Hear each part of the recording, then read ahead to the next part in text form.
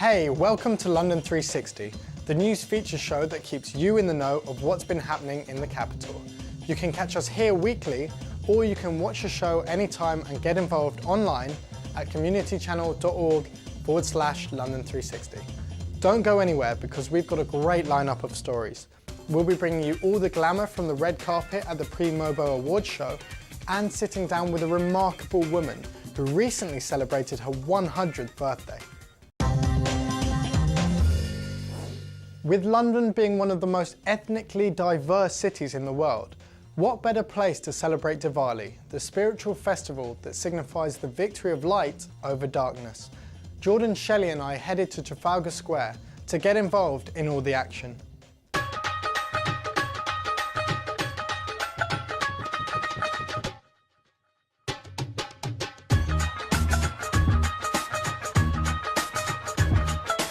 We're here at the Diwali festival in Trafalgar Square, an event organised to celebrate the Festival of Lights, celebrated by Hindus, Sikhs and Jains in India and around the world.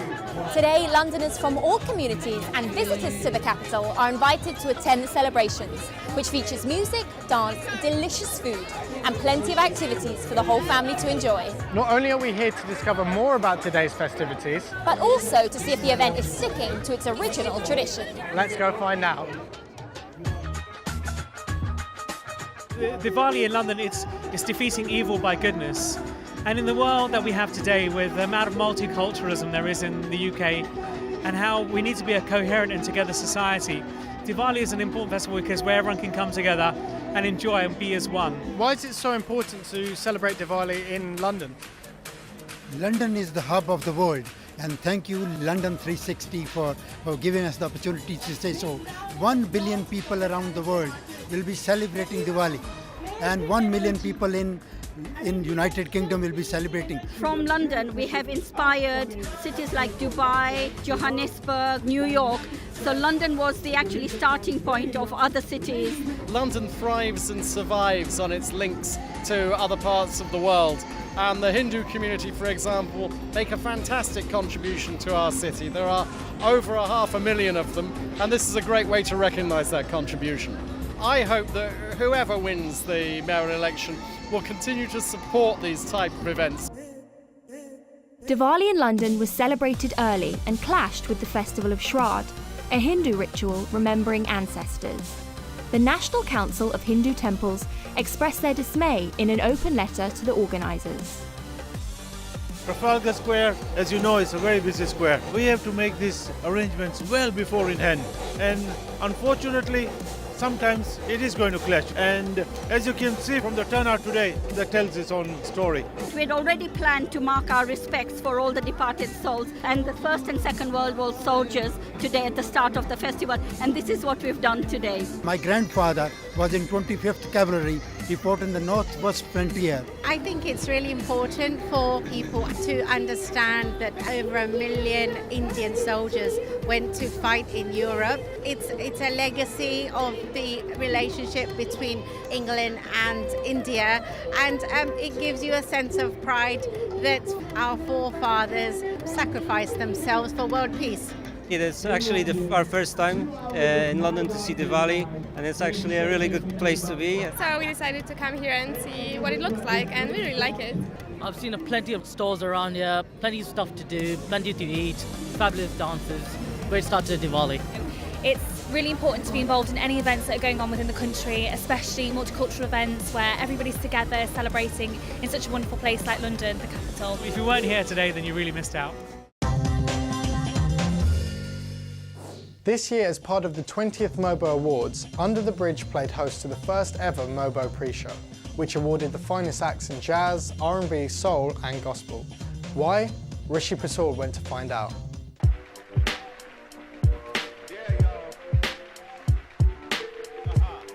Stamford Bridge plays host to the inaugural pre-Mobo Awards event, featuring acts from R&B, gospel and jazz.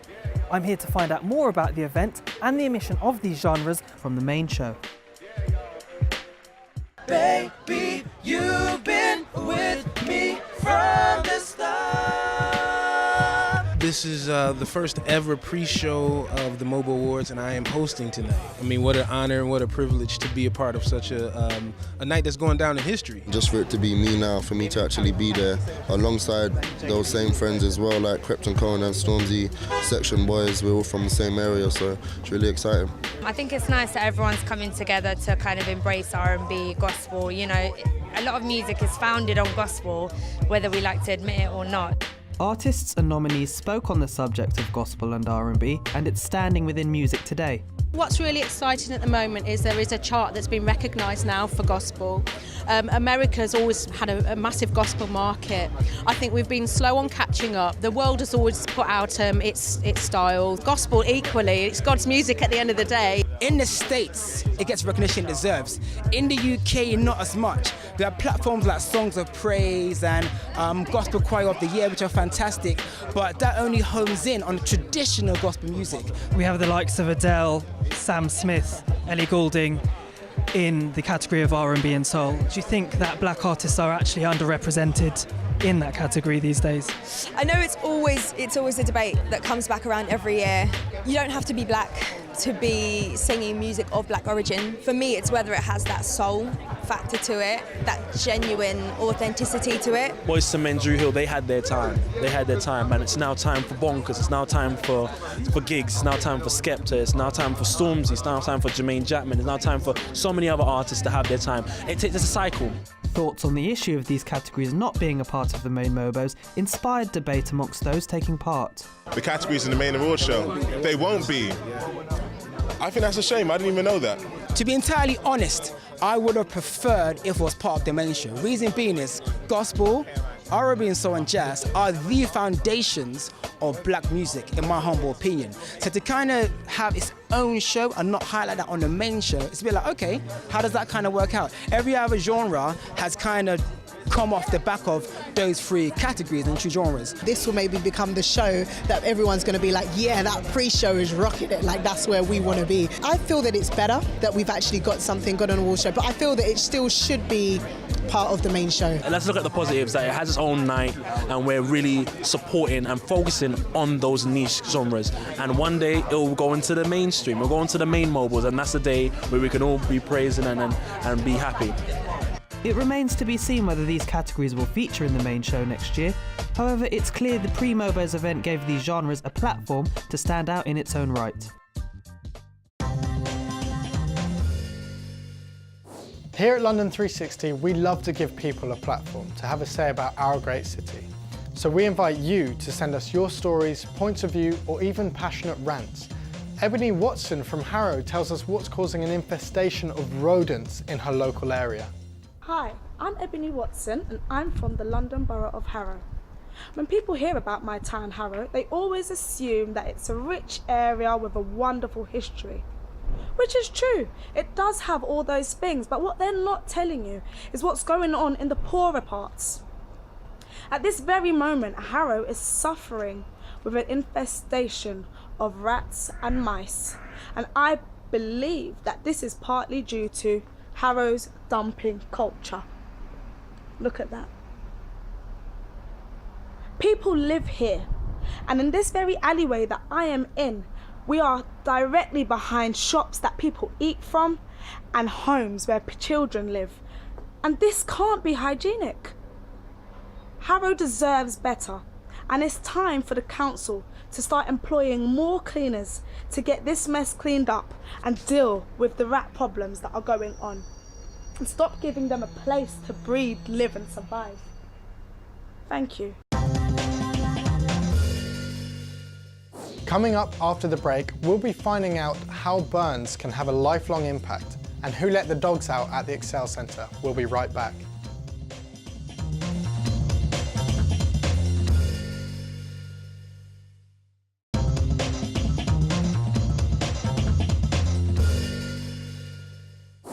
Welcome back to London360, the only show that gives you real stories from London's hidden communities. It's not often you meet someone who's lived through a whole century. However, if you did, what would you ask? I had the pleasure of meeting a 100-year young lady who claims a worry-free, positive attitude is what helped her reach a milestone. Every November, the UK remembers men and women who have given their lives to the two world wars and other conflicts. I've come to Hampton to meet Kitty, a woman who recently celebrated her 100th birthday, to find out what London was like during the war and the secret to her long, healthy life. My name is Kathleen Bastable. Unfortunately, Kitty is partially deaf and blind in one eye, so we converse through writing. There's me after me christening, and there's my brother Jack. That's him, he was 2 years older than me, and there's Mum.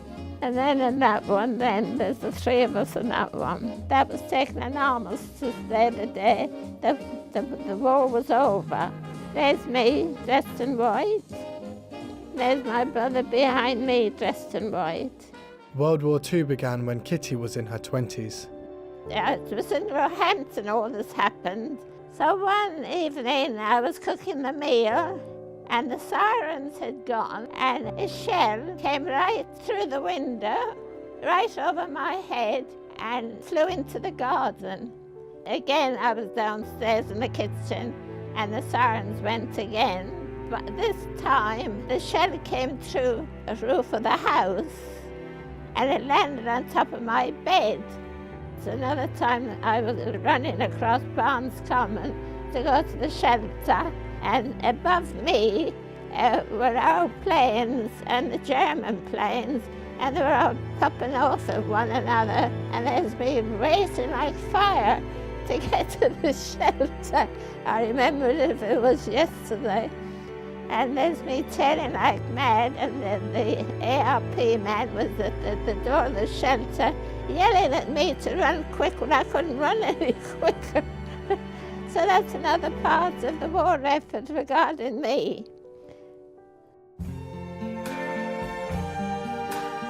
My favourite thing about London, I suppose, is just walking around looking at the city of London and looking at the Buckingham Palace and and going around looking at all these places.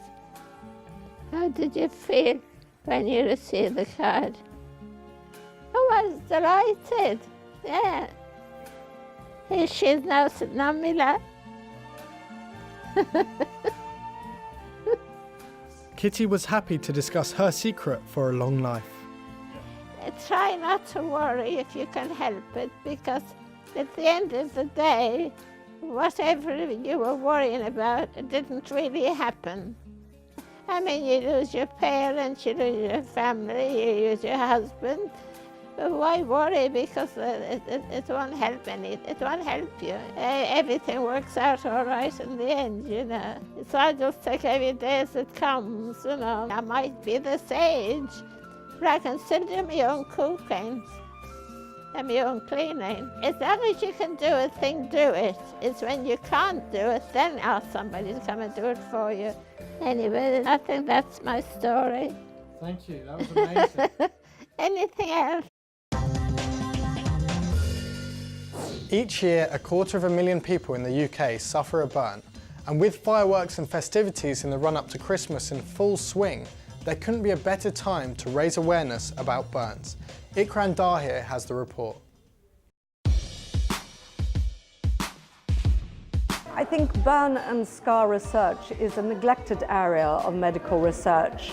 Everyone knows about cancer research and what they're trying to find a cure for cancer.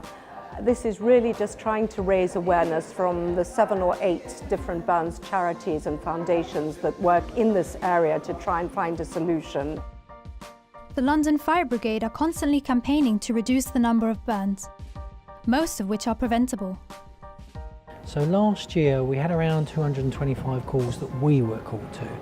Now those varied from minor burns to very severe burns that were life-threatening. In fact, even this week we've had someone that was on casualty watch because they'd had burns and they've subsequently died. And this is a good way of drawing attention to the fact that many people get burned, and those can be life-changing injuries, and largely they're preventable. So it's a good day to actually focus our time and make people think about what they can do to stop burns happening. The most common is for both the very young and the elderly is being scalded by hot liquids. After that it's heat, so that could be heat from a cooker or an open fire as well, so that's either fire or gas flames. Restore Research held a school session at the Lloyd Williamson School in West London to educate children about being burn aware. Put a hand up if you've ever burned yourself. Maybe you've touched your plate too soon at the dinner table, run it under hot water, or you let it against the radiator. Most victims of burns and scars tend to be the elderly and the very young. And here are some tips from the children on how to be burn aware. There's first degree, second degree and third degree. Third degree is worse because it swells and it's more painful and you have to go to hospital. Not to put any lotion or cream on your burn or scar because it will really hurt. A burn is called a burn because when hot liquid touches it, it feels like fire. You check the hot bath if it's like hot, and watch out for hot drinks and don't play in the kitchen. So a day before my first birthday in 1995, I was burnt in a bath incident which left me with over 30% of my body surface burnt to the third degree. Emotionally, it affected me a lot, especially growing up, going to school, meeting new people. That affected me tremendously. You know, having to deal with the stares on a daily basis, and even like the odd comments here and there when I'm walking down the street. For example, a man decided to tell me that I had, you know, an issue with my leg, which obviously I know that I have an issue with my leg, but he decided to state that in front of the whole town. We focus around the 5th of November, but actually the whole period now is fireworks. We've got lots of cultures in London and lots of them celebrate with fireworks, and whether that's a wedding, whether that's a religious festival, whatever. So fireworks are a risk all year round. This time of year, I think the main focus would be look at the firework code, be safe with them. So many young people get burnt and hurt because they're playing with fireworks. A shocking number of people still buy puppies from disreputable sources, from social media to online sites, which is fueling the illegal trade. Jordaan and Shelley went down to the Discover Dogs event, where dog lovers were able to meet a range of different breeds and find out the importance of licensed breeders. Who let the dogs out? Who let the dogs out? Who let the dogs out? Who let the dogs out? Hundreds of dogs are here at the Kennel Club's Discover Dogs event, where members of the public are able to meet and greet over 200 breeds and learn how to buy a puppy responsibly. Today is the day that we really try and introduce the public to dogs. So we have literally all the breeds that we register with the Kennel Club on display here. And it gives people the opportunity to come and talk to experts in the breed, to come and see the breeds, to come and touch them, and actually really understand the breeds that they're taking on. We've been coming to Discover Dogs, I would think probably for about 14 years now. The most important thing was looking for a breed that was going to fit in with what I wanted. The most important thing for me was temperament. I like walking, I like obedience, I like agility. You've got to be prepared to put in a lot of time, a lot of effort and a lot of money at times, and you have to train them. They also have to be socialised and meet other dogs and different situations every day when they're growing up. The pitfalls nowadays have become greater and greater as time's gone on, and it's largely about the fact that the internet has given the dealer and the irresponsible breeder the opportunity to reach a much bigger audience. So what people must do is either go to a breed rescue, but if you want a puppy, then buy from a Kennel Club assured breeder. The disreputable breeder will advertise online, will offer to bring the dog to you. Actually what they're doing is making sure that you don't see the circumstances that puppy grew up in, and they can be dire. Some of them will actually come from overseas, and so they are smuggled into the country, or they come with false pet passports. And if you go to a pet shop, the dogs are just in tiny cages. They're not pedigree. I actually thought I did my research many years ago and got a puppy from somebody, and even then I got fooled and I lost that dog at 25 months. Anybody can breed dogs, and that's unfortunately one of the sad things. You won't see where those puppies are reared, and what you're actually doing by actually buying that puppy, you're encouraging that dog dealer to deal in dogs. I'm with the Key to Rescue and Welfare Trust UK. We've got 60% up this year on last year at the amount of dogs that are coming into rescue. A lot of people are not aware of what the dog was bred for. People are breeding them for money, and a lot of people, as soon as they get to a difficult teenage stage, people are getting rid of them, and unfortunately a lot of them are dying in council pounds across the country. The event's been really excellent. There have been so many different species of dogs that I didn't even know about, so I think if people were educated and know how to take care of them and the characteristics before they even bought the dogs. I think it's really good to find a reputable breeder when you're buying a dog, so that you make sure that you get a really good healthy dog, and then this is just a really good chance to talk to people and know what to look for when you're buying a dog. It makes people aware that there are lots of other dogs out there, and there are a lot of dogs out there that need homes, but they also need a lot of looking after and responsibility and love. That's it for this week's show. If you want to discover more about any of the stories featured, or to send in any suggestions you may have for future episodes, head to communitychannel.org/London360. If you'd like to stay up to date with what goes on behind the scenes here, be sure to join in on the conversation and follow us on Twitter at London_360. Remember, keep it 360.